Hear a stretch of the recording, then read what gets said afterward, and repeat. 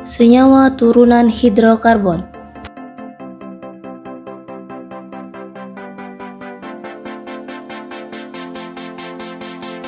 Senyawa hidrokarbon adalah senyawa yang terdiri dari atom karbon dan hidrogen. Senyawa hidrokarbon terdiri dari senyawa hidrokarbon alifatik dan senyawa hidrokarbon siklik. Senyawa hidrokarbon alifatik terdiri dari senyawa hidrokarbon alkana, alkena, dan alkuna.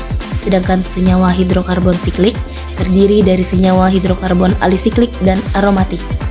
Senyawa karbon memiliki gugus fungsi.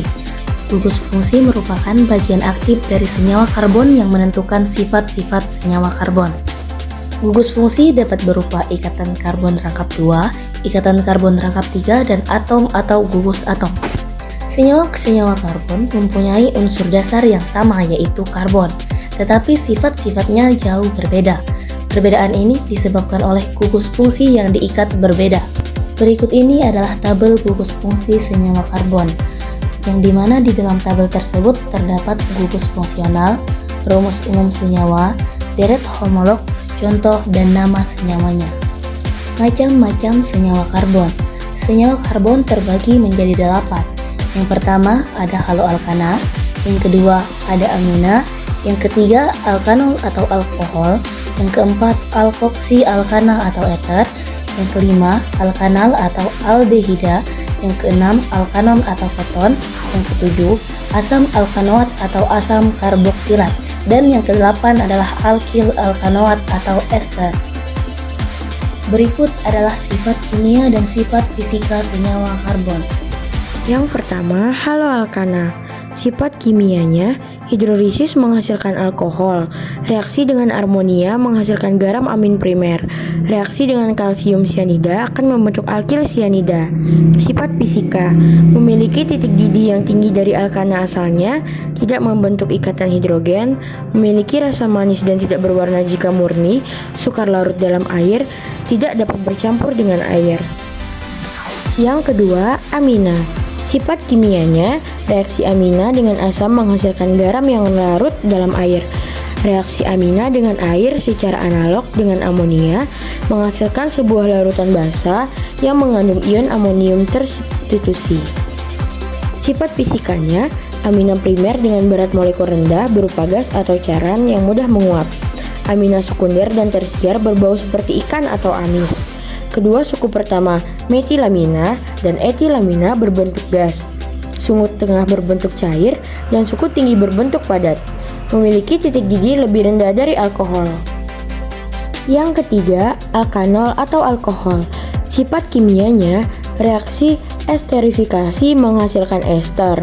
Reaksi dengan hidrogen halida akan terbentuk haloalkana dan air. Reaksi dengan logam natrium membentuk al-oksida dan gas hidrogen. Reaksi oksida dapat digunakan untuk mengidentifikasi alkohol primer, sekunder, dan tersier. Reaksi dehidrasi alkohol akan terbentuk alkena dan air.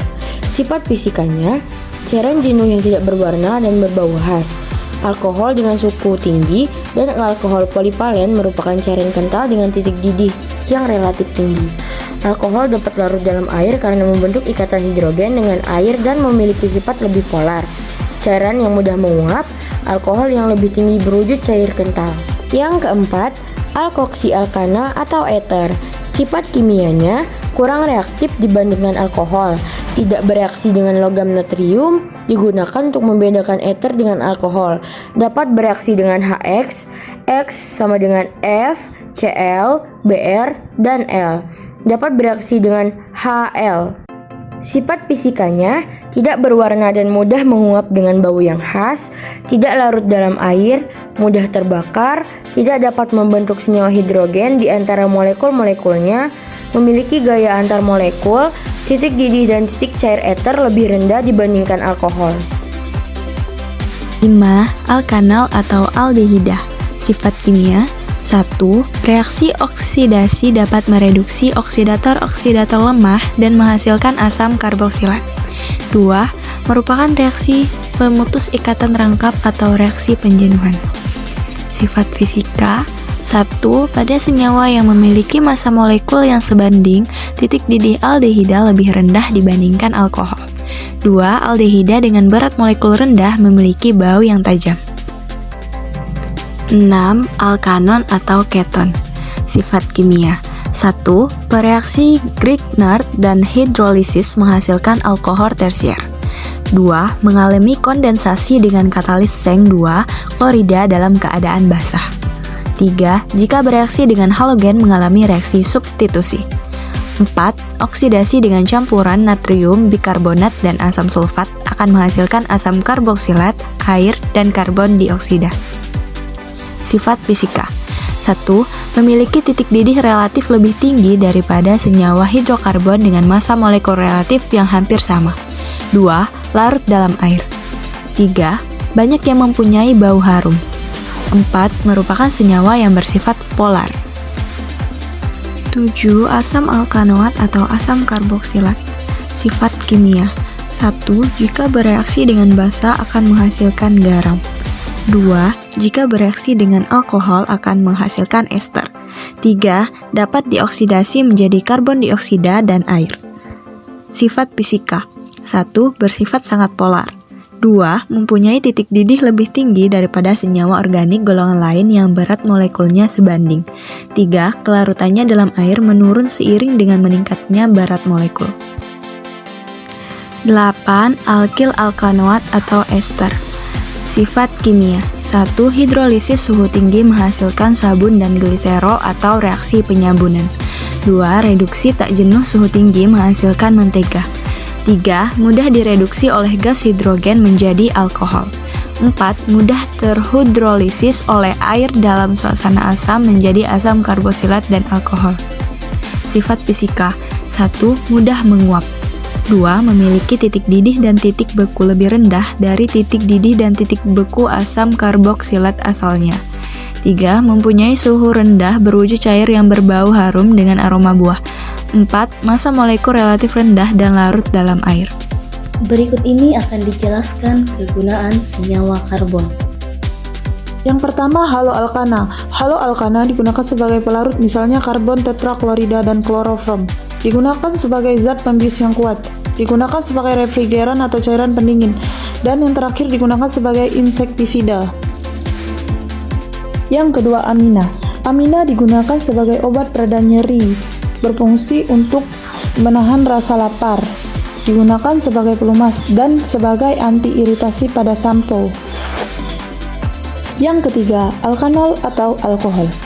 Alkohol digunakan sebagai pelarut obat-obatan, sebagai bahan peledak, untuk zat anti beku pada radiator mobil, digunakan sebagai pelarut, disinfektan dan bahan bakar, dan digunakan sebagai bahan plastik dan bahan bakar alternatif. Yang keempat, alkoksi alkana atau etar. Alkoksi alkana dapat digunakan sebagai obat bius atau anestesi saat operasi. Dapat digunakan untuk obat bius yang diberikan melalui pernapasan dan digunakan sebagai zat aditif bensin untuk menaikkan bilangan oktan. Kelima, ada alkanal atau aldehida. Digunakan sebagai zat warna dan obat-obatan, sebagai antiseptik di rumah sakit, untuk mensterilkan sarung tangan dan peralatan bedah, untuk penyedap makanan seperti permen karet, es krim, dan minuman. Keenam, alkanon atau keton. Digunakan sebagai campuran pembuatan kosmetik dan parfum. Banyak dipergunakan sebagai gas air mata, untuk pembersihan cat kuku dan pelarut lilin atau plastik, dapat sebagai bahan wewangian sabun dan deterjen, sebagai bahan baku pembuatan zat organik lain seperti kloroform. Ketujuh, asam alkanoat atau asam karboksilat. Bahan baku dalam pembuatan ester melalui reaksi esterifikasi, dapat digunakan sebagai bahan untuk membuat sabun, untuk membuat lilin. Dan yang terakhir, kedelapan, alkil alkanoat atau ester. Digunakan sebagai penghapus cat kuku, dapat digunakan sebagai pembuatan mentega, dapat digunakan sebagai pengobatan analgesik dan anti peradangan, banyak dipakai sebagai esens buah-buahan. Sekian, terima kasih sudah menonton video ini. Mohon maaf bila ada kesalahan kata, dan sampai jumpa.